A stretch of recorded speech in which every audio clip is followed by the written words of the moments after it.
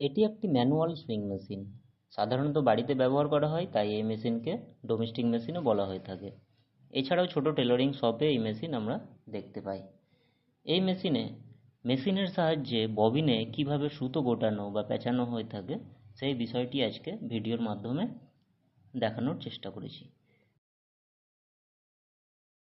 তোমরা দেখতেই পাচ্ছ এইখানে মেশিনের কিছু অংশের নাম লেখা আছে।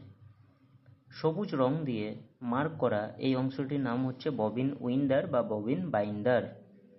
মেশিনের এই অংশে ববিন রেখে মেশিন চালনা করলে অটোমেটিকভাবেই সুতো ববিনে পেঁচিয়ে যায়।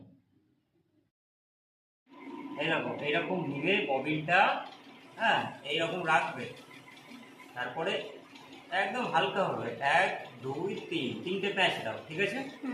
আস্তে করে এইখানে নিয়ে আসো, এইখানে দেখাও, এইখানে দেখাও, এইখানে আটকে দিবে, ঠিক আছে? আটকে দিয়েছো।